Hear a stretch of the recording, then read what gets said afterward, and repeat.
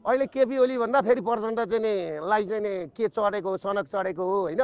उहाँले सनक नचढ्दा हुन्छ। म उहाँलाई एउटा कुरा के भन्छु भने नि, तपाईँको नजिक बसेर काम गरेको मान्छे हुँ म होइन।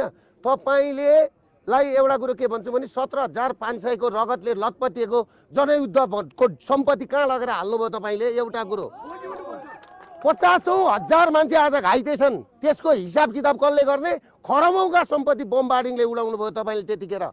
तपाईँले आज आएर तपाईँले जुन कुरा भन्दै हुनुहुन्छ नि, तपाईँले दुबईमा लगेको तपाईँको छोराले लगेर 2600 करोड रुपियाँ पैसाको हिसाब किताब कसले दिने? कसले दिने? तपाईँले स्विजरल्यान्डमा घर किनेको छ, कुन पैसाले किन्नुभयो?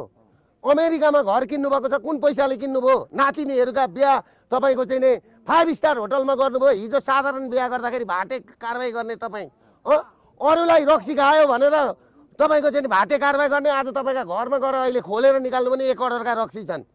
तपाईँ हामीलाई सिकाउने? तपाईँले आफ्नो छोराको हत्याको पत्ता लाउनु भयो।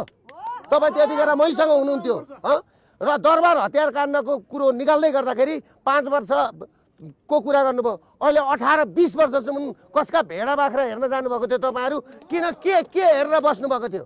अनि अहिले आएर तपाईँ है र पश्चिमाहरूको मेन डिजाइनमा है, कनकमुनिहरूको डिजाइनमा, पर्जल शमशेरको डिजाइनमा, तपाईँहरूकै डिजाइनमा तपाईँको राज दरबारको वंशनाश गरियो। तपाईँहरू अनि त्यहाँबाट अहिले आएर राजालाई दोष लाउने? यो कुरा बोलिदिने मान्छे छैन भनेर नहेप्नुहोस्। र अर्को कुरो के छ भने तपाईँहरूले राष्ट्रवादी शक्ति र गणतन्त्रवादी बिचमा गृह युद्धको, हेर्नुहोस् धर्मको गृह युद्ध हुन्थ्यो, तर यहाँ गणतन्त्र र राष्ट्रवादी शक्तिको बिचमा गृह युद्ध हुँदैछ। गृह युद्धको लागि तपाईँहरूले यो वातावरण बनाउनु हुँदैछ। त्यस कारणले म तपाईँहरूलाई के भन्छु भने, जसरी राजाले सत्ता छोड्नुभयो नि, रक्तपात बिन सत्ता छोड्नुभयो, सेना पुलिस आफ्नो हातमा हुँदाहुँदै। र तपाईँहरूलाई म एउटा कुरा के भन्छु भने, एकजना योगी आदित्यनाथको फोटो देख्दा, हिन्दूवादी नेताको फोटो सडकमा देख्दा तपाईँहरूले त्यत्रो उचाल्नु भयो होइन। करण सिंहले आएर राजालाई कन्भिन्स नगरेको थियो भने नि इन्डियाको नेताले, तपाईँहरूले गणतन्त्र पाउनुहुन्थ्यो? करण सिंह आएर राजालाई कन्भिन्स गरेको होइन। अनि तपाईँहरू माओका फोटा राख्ने, स्टालिनका फोटा राखेर दारू खाने। अनि हाम्रा साथीहरूले तपाईँको योगी आदित्यनाथ जोगीको फोटो राखे, हिन्दूवादी नेताको फोटो राख्दा के बिग्रियो? केही बिग्रियो? म त योगीसँग भेट भयो भने फोटो खिचेर फेसबुकमा हाल्ने हो। योगीले, नरेन्द्र मोदीले यो व्यवस्था गर्नलाई साथ दिनुपर्छ, हामीलाई साथ दिनुपर्छ।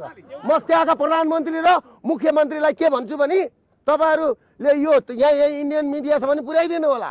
यो व्यवस्था परिवर्तन गर्नु भएन भने तपाईँहरूको देश 5वटा टुक्रा हुँदैछ। 5वटा टुक्रा हुँदैछ। किनभने नि युरोपियन युनियनको र युएसआइडीको फन्डिङमा यहाँ राज संस्था सिद्ध्याउने काम भयो, हिन्दू सिद्ध्याउने काम भयो र क्रिस्चियनिटी बढाउने काम भयो। क्रिस्चियनहरूको इपी सेन्टर बन्यो यो देश। यसको कारणले आज मणिपुरमा आगो लागेको छ। मणिपुर छुट्टिँदैछ क्रिस्चियनहरूको राज्य बनाउनलाई। र अर्को डिजाइन के छ? यो पहाडी भूभाग सिक्किम हुँदै मणिपुरसम्म चाहिँ क्रिस्चियन राज्य बनाउने यिनीहरूको ठुलो ग्रान्ड डिजाइन थियो। ग्रान्ड डिजाइन त्यो अहिले असफल बनाउनको लागि तपाईँको भारतले, यिनीहरूलाई खुलेआम बनाउन भारतले हामीलाई यो व्यवस्था परिवर्तन गरेर साथ दिनुपर्छ। साथ दिएन भने नि भारतको आफ्नै देश टुक्रिन्छ।